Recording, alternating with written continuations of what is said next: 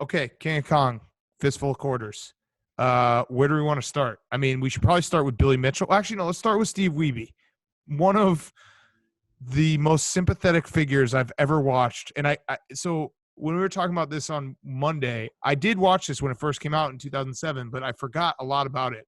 I forgot just how sympathetic and like simultaneously that you're rooting for Steve Wiebe, but you're also like, this guy's kind of pathetic, with that one quote where his friend was like, I've never seen anyone cry more than Steve Wiebe has cried out of frustration. And you just feel so bad for him because the whole story about how he was a pitcher and his dad blew out his arm and like he was good at this and that, and he had a band that he didn't want anyone to listen to. And you're like, come on, man, like just find something. He was Nirvana before Nirvana, but he just chose not to be. Yes. Like how they preface.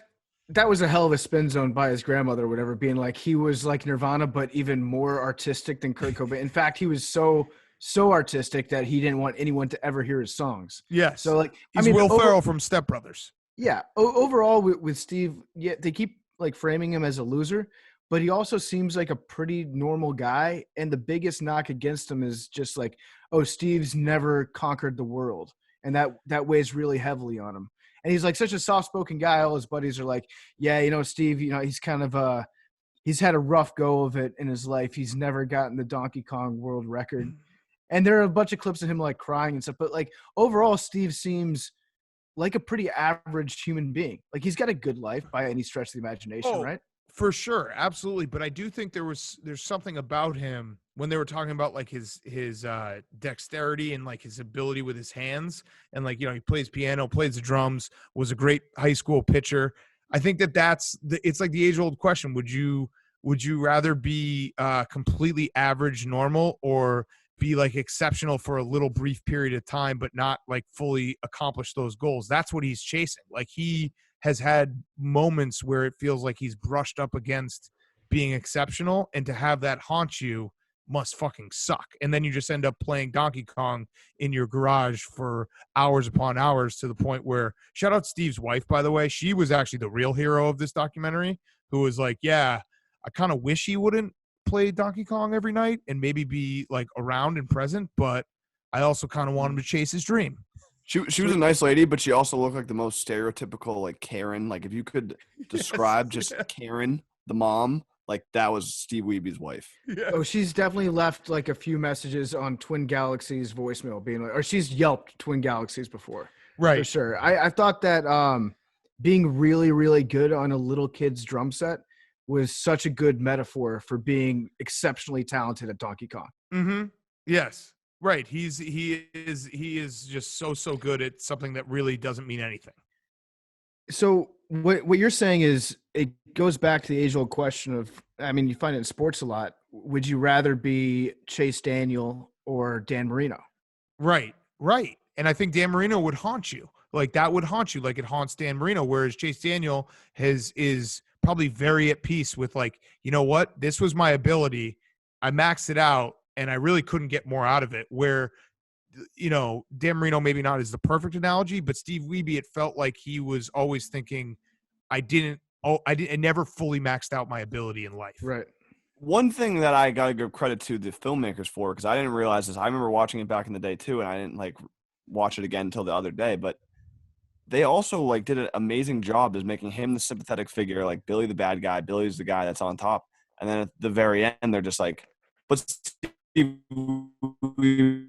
ended up winning, and now he holds both records. But they didn't make it look that way in the documentary. They made it look like Steve Wiebe is this sad guy, but like at the very end, it's like Steve Wiebe got exactly what he wanted. Well, but he didn't though. He didn't, because they just didn't show it. No, but that's the part. That's the part that like killed me with the documentary. And we'll get into Billy Mitchell and his simp army, but he never had the moment in front of his like the crowd. He never had that moment where everyone was like, "Dude, you're the best."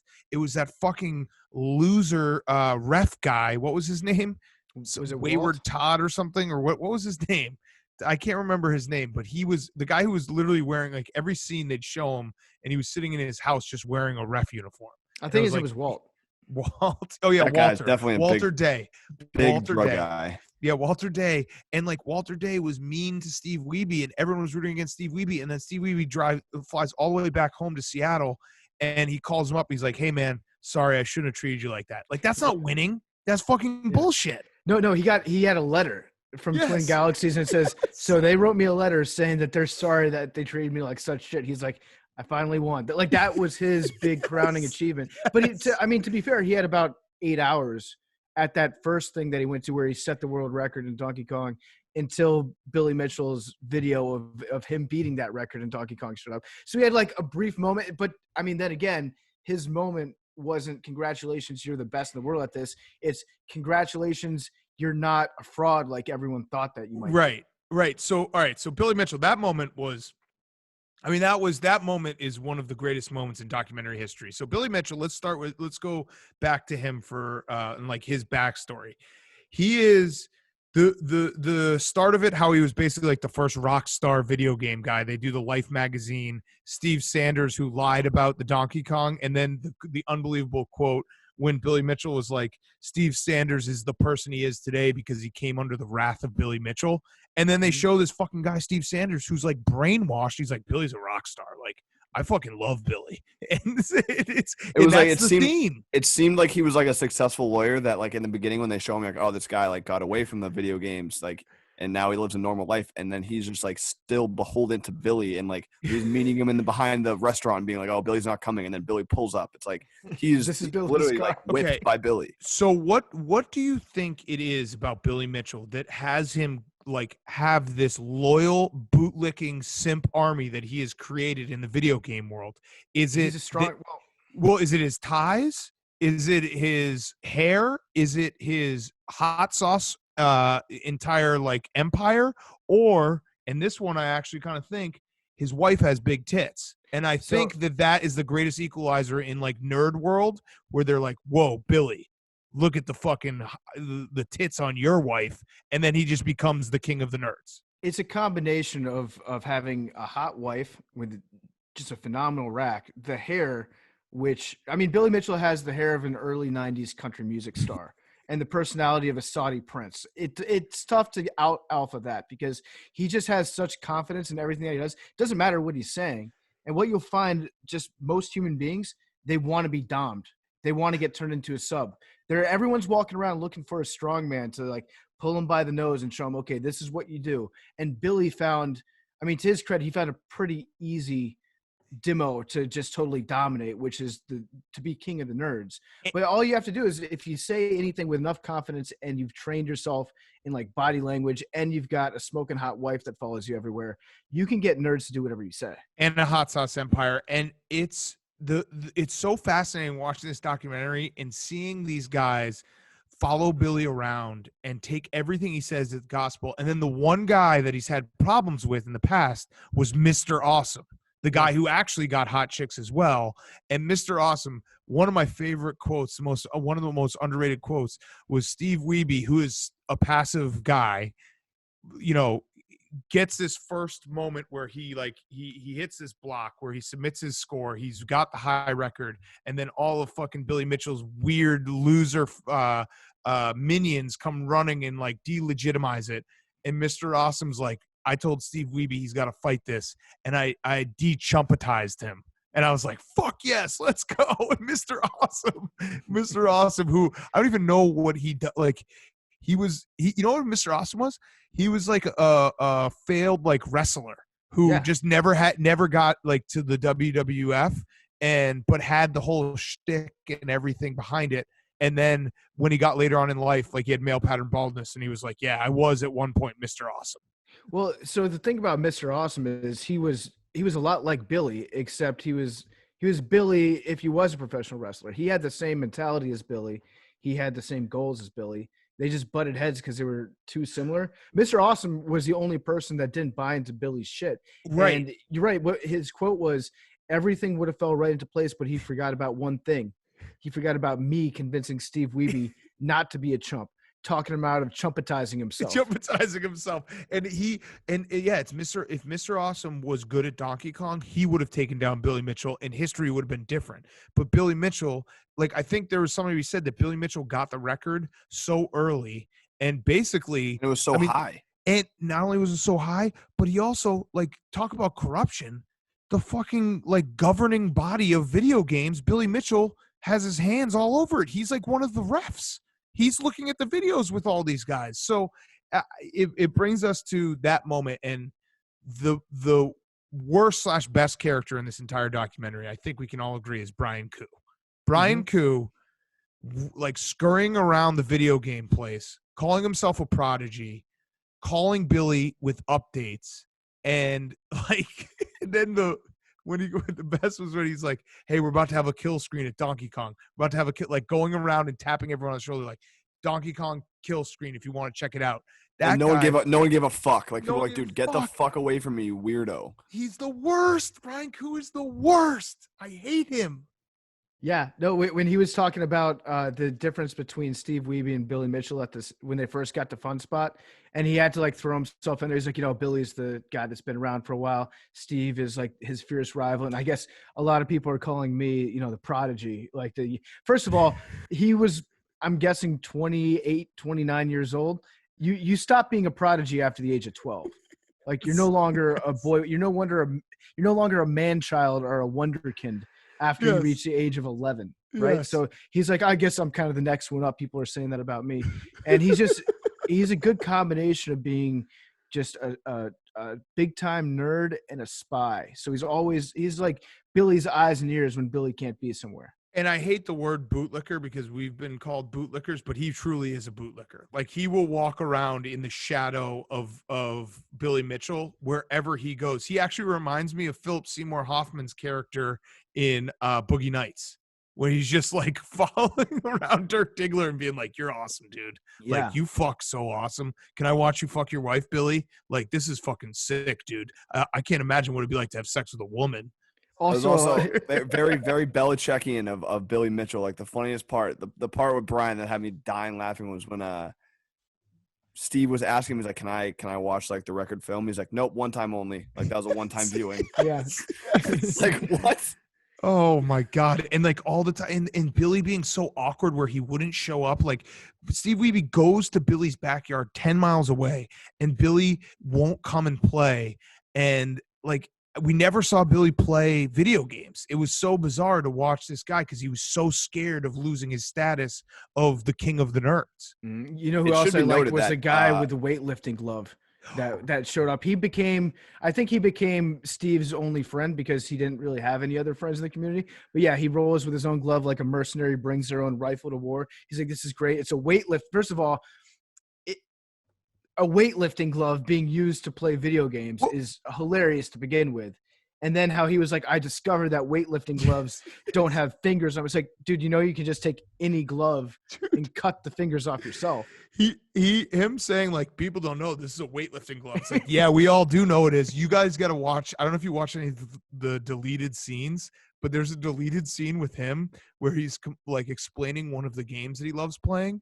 And this is a quote. So this is a quote. This isn't me saying it, but he was like, actually, let me find it and play it because it's so fucking funny. I think it will come through in the recording. But he's you're right, PFT. He was like the only one who had Steve Wiebe's back because he was just in his own world of like not even falling into the Billy Mitchell army.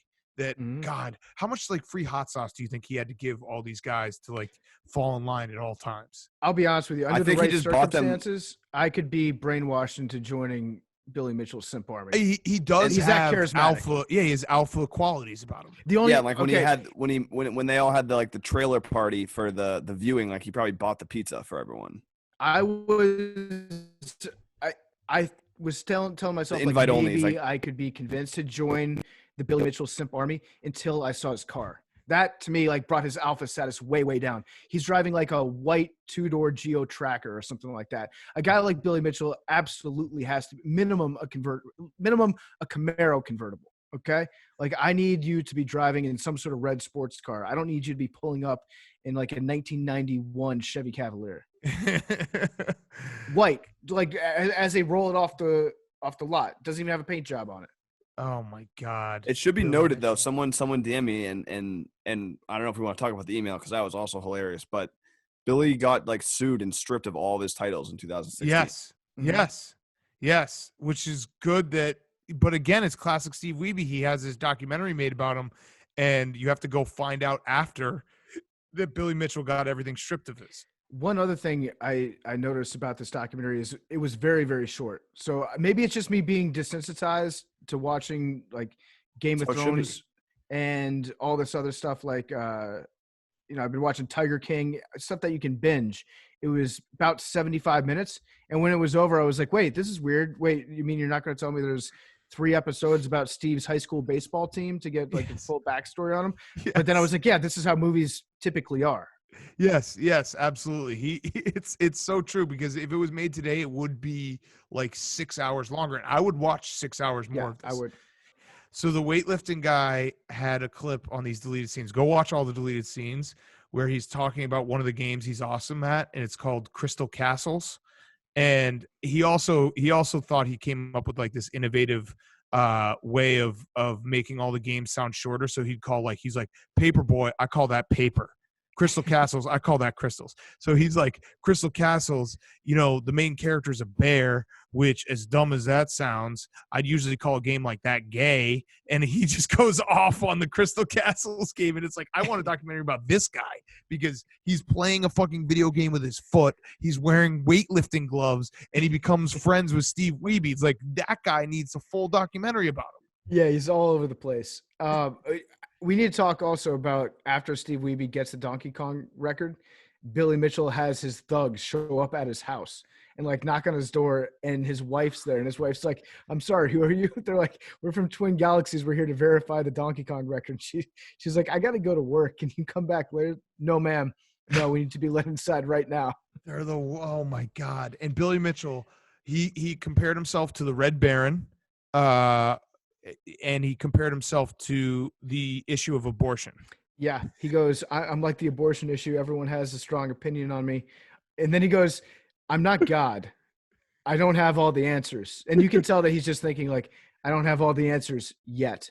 But I kind of am God. He is But God. He also, the other thing with Billy Mitchell that I noticed is he's a big time he kept saying this, like, the thing over and over again, like, that tape's more important than you. Like, he said it to the grandma, and then he said it to Brian Koo. Yeah. And he's a big time. Yeah. He rehearses his lines. Yeah. That He just says tape- them over and over again. He That workshops tape- every statement until it becomes a fine pointed sword. Yeah. Ugh. Billy is he is And he's a big unique time. He's a guy. big time. Like, who's there? Tell me who's there. Tell me Yeah. everyone who's there. Oh, yeah. Who's there? And who'd they bring? What are they wearing? Like, oh, shit. Steve Wiebe just showed up uninvited. Mhm. Steve Sanders, that little fucking snitch. God Mhm. damn it. He was Wait, Steve's at my restaurant. I'll be right there. And then he pulls up in his fucking 91 Toyota Corolla with a tape deck that doesn't even work. But at Busted the end of the antenna. day, Billy Mitchell, we're trashing him. But, man, the guy has charisma. And you know what he did? He also made it about country over everything, because he wears that American flag and the Statue of Liberty tie, and he had that thing. He's like, you know what my initials are? USA. Mhm.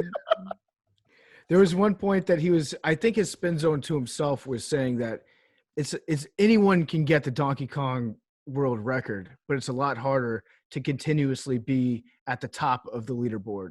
So it's a lot harder to get like on top and then stay on top than it is to just get one. He was like minimizing Steve beating him. Yeah. And then somebody asked him a question about like, would you consider yourself the best video game player in the world? And then he did this thing where he paused for a second and he goes, gee, now that I think about it, I guess I would say that. But he clearly wasn't thinking about it. It And was the- just him being like, yeah, I am. Yeah, and then they pulled back the camera, and it was actually Brian Koo asking him that, because that's what he asks him every fucking day. Like, hey, Billy, do you think you're the best? Everyone should be so lucky to have a Brian Koo in their life. Seriously, give me a Brian Koo. Let's track down Brian Koo. And we forgot to say, Foul Ball Guy making a couple cameos there with the shaved head was awesome. Yeah. It seemed like that was just his hangout. Like, Yeah. they just like, they didn't get him for the documentary. Like, he was just there. Oh yeah, Mhm. no, I mean that one place in New Hampshire with all the video games looked awesome. Like, Yeah, we the have other- every the The other notable guy was the chief referee. Like, I was just wondering how many records got either missed or like things that got overlooked, because like there's just one referee just watching tape. Like, that's The it. dude in the Doom 3 shirt. Yeah. Yes. Best that guy has quarantine hair before quarantine hair became cool. He had like the all those FedEx packages of nothing but VHS tapes. He was like, yeah, this is about like 80 hours a week worth of work that I put in here. Yeah, and then there was that other guy. It might have even been Brian Koo, who was like, yeah, I just retired at the age of 30, and I moved close to fun spots so I could play these games all the time. No one talked about the quarter dream. situation, though. Like, no one True. brought up how much money they were spending on these guys. I assume that they're not free, right? Yeah, I would assume they aren't. So they're just, well, I guess if you own the machine, but yeah, you're right. The kill screen, I mean, I never knew that existed. That was fucking cool. When they're just like, yeah, the game just ends. Got a kill screen coming up. That's the ultimate domination of a robot. You just make it kill itself. You're like, you've beaten me, human. Oh, I mean, man. Billy's footage was the most doctored footage of all time, too. All time. But remember, I think this was taped in 2001. So it's like, this is before real Photoshops and all this stuff. So like, this is the last time that someone could actually pull this kind of shit off.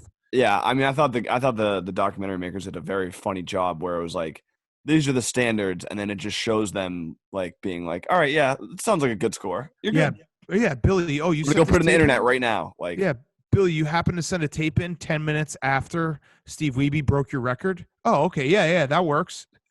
We never found out what happened with the Kubert score. He sent that lady to beat the world record in Kubert, and he gave her the tape. Did she end up doing that? I was rooting for her. She was in the post credits, like the. Oh no, she actually passed away. That was like in loving memory of her. Oh, come on, that makes sense. No, but first it was like whatever her name was. Billy Killer. Billy Killer because she like still traveling the world, like trying to break the record, and then at the very end, it was like in loving memory. Dude, Billy. I mean, that's the core of Billy right there. He will send an old, like, unsuspecting lady to New Hampshire, put her on a plane, be like, go break that Kubert record, but really, don't fucking lose this package. And he'll use her to get his way to be on top of the Donkey Kong leaderboard. He bought her a Kubert machine, knowing that the only reason was that one day he could send her up to New Hampshire in the wintertime, be like, hey, the cold air will be good for your lungs. Sends her up there just to play a doctored videotape. Oh my God. And the only reason he wanted to do that was so that he could be sitting at home listening to his buddy Brian Koo tell him how the room was reacting. Billy, every eye is watching this tape right now. There are about 20 people here. Everyone is just glued to this screen watching you, Billy. No one's going to miss this. Billy. Yeah, more of a scene than Helena Troy is what he said. One of a kind.